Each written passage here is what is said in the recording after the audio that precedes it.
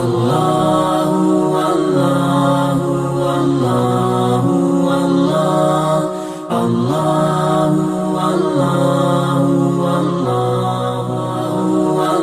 அலைக்கும் வரஹ்மத்துல்லாஹி வபரகாத்துஹு. அன்புக்குரிய பெரியோர்களே, அருமை சகோதரர்களே, பாசத்திற்குரிய தாய்மார்களே, புனிதமிக்க ரமலான் மாதத்தின் இந்த இனிய வேளையில் இன்று உங்களை சந்திப்பதில் மகிழ்ச்சி. இது நல்லவர்களின் நந்தவனம். அறிஞர்கள் சந்தித்துக் கொண்டாலே அரிய தகவல்கள் சமுதாயத்துக்கு கிடைப்பது நடக்கத்தான் செய்யும். நான் இப்போது உங்களுக்கு சொல்ல போவது ஆசிரியருக்கும் மாணவருக்கும் எப்படிப்பட்ட உறவுகள் நிலவி வந்தன என்பதை பற்றித்தான். இமாம் மாலிக் ரஹ்மத்துல்லாஹி அவர்களுடைய காலத்தில் கணவன் மனைவி இருவர் உரையாடி கொண்டிருக்கிறார்கள். மனைவி தந்த நெருக்கத்தில் கணவன் அவளை புகழுகிறான். நீ என்ன அழகு, உன்னை போல் அழகி இன்னொருத்தி உலகத்தில் இல்லை, நீ நிலவை விட பேரழகி என்று அந்த மயக்கத்தில் மனைவியை கணவன் புகழ்ந்து கொண்டிருந்தான்.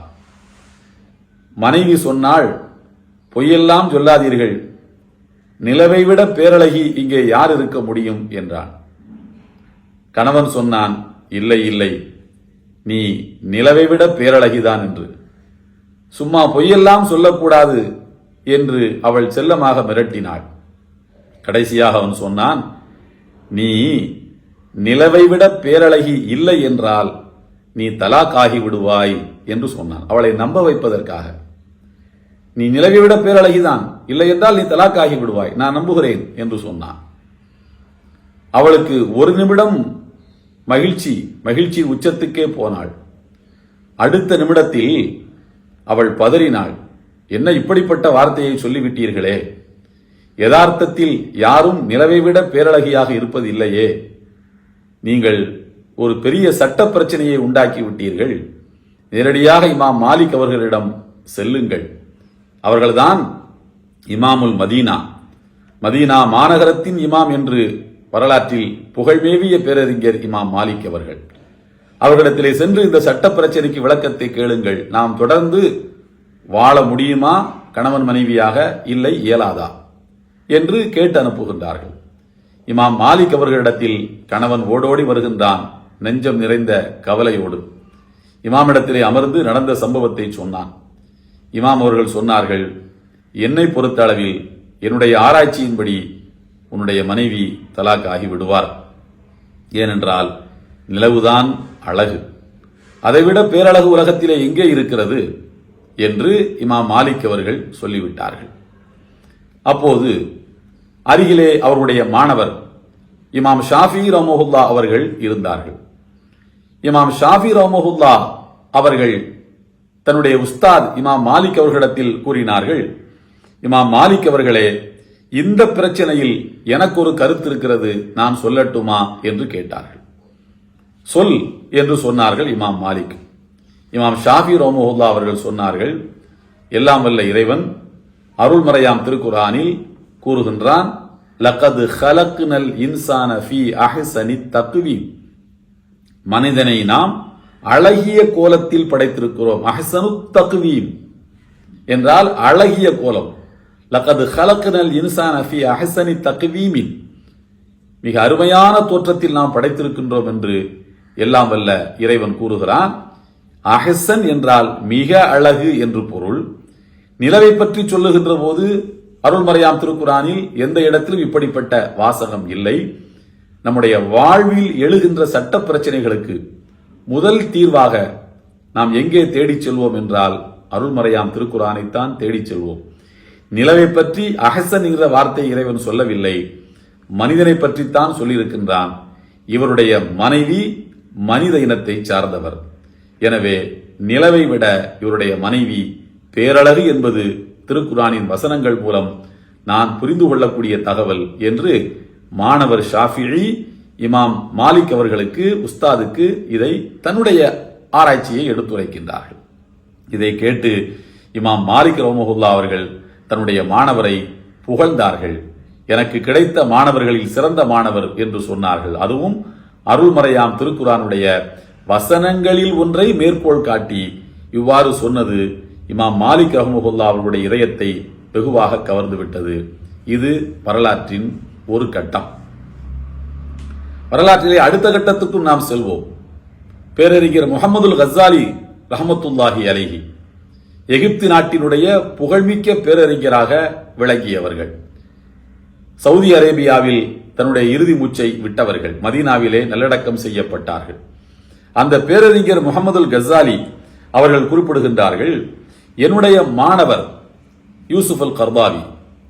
யூசுஃபுல் கர்தாவி என்னுடைய மாணவர்.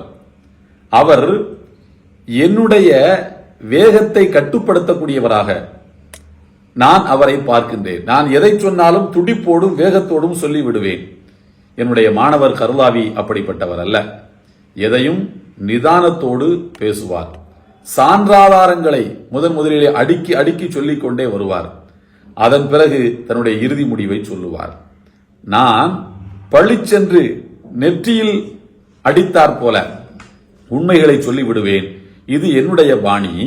அதனால் சிலர் என்னுடைய கருத்துக்களை ஏற்க முடியாமல் கூட போனதுண்டு. இமாம் கர்தாவி அவர்கள் ஒரு விஷயத்தை சொல்லிவிட்டார் என்றால் அனைவரும் அந்த கருத்தை ஏற்றுக்கொள்ளக்கூடிய அளவுக்கு அவர் சொல்லுவார் என்று சொல்லிவிட்டு அவர்கள் குறிப்பிடுகின்றார்கள், அசுன்னத்துன் நபவிய்யா பைன அஹ்லில் ஹதீஸி வ அஹ்லில் ஃபிக்ஹி என்று நான் ஒரு நூல் எழுதினேன். அதாவது நபிகள் நாயகம் ஸல்லல்லாஹு அலைஹி வஸல்லம் அவர்களுடைய அசுன்னத்துன் நபவிய்யா வழிமுறைகள், அந்த வழிமுறைகளை சட்டத்துறை வல்லுநர்கள் எப்படி பார்க்கிறார்கள், ஹதீஸு கலை வல்லுநர்கள் எப்படி பார்க்கிறார்கள். ஹதீஸு கலை என்பது அது ஒரு துறை, சட்டத்துறை என்பது அது ஒரு துறை. இந்த துறையிலே புலமை பெற்றவர்கள் இந்த துறையிலே பெரிதாக புலமை பெற்றிருக்க மாட்டார்கள். சட்டத்துறையில் புலமை பெற்றவர்கள் ஹதீஸு துறையில் பெரிதாக புலமை பெற்றவர்களாக இருக்க மாட்டார்கள். இந்த இருவரும் ஒரு ஹதீஸை எப்படி எப்படியெல்லாம் அணுகுவார்கள், இருவருடைய அணுகுமுறையிலும் இருக்கக்கூடிய வித்தியாசங்கள் என்ன என்பதை பற்றி நான் ஒரு நூல் எழுதினேன். அந்த நூல் எழுதி வெளியே வந்ததற்கு பிறகு அதனை ஒட்டி பல சர்ச்சைகள் எழுந்தன. என்ன இமாம் கஸ்ஸாலி இப்படி சொல்லிவிட்டார், அப்படி சொல்லிவிட்டார், அது தவறு, இது இவருடைய ஆராய்ச்சி தவறு என்று என்னை பற்றி விமர்சித்தார்கள். எனக்கு தெரிந்த அளவில் நான் எழுதிய அசுன்னத்துன் நபவிய்யா பைன அஹ்லில் ஹதீஸி வ அஹ்லில் ஃபிக்ஹி என்கிற நூலுக்கு எதிராக அதை விமர்சித்து 18 நூல்கள் வந்திருக்கின்றன. என்னுடைய ஒரு நூலை விமர்சித்து 18 நூல்கள் வந்திருக்கின்றன. அது மட்டுமல்ல, பல குரலொலிகள், பல காணொளிகள் பதியப்பட்டு மக்கள் மத்தியிலே அது உலக விடப்பட்டது. எல்லாம் எனக்கு எதிராக வெளியிடப்பட்டவைதான். அந்த நேரத்தில் என்னுடைய நண்பர்களிலே ஒருவர் எனக்கு தகவல் சொன்னார்.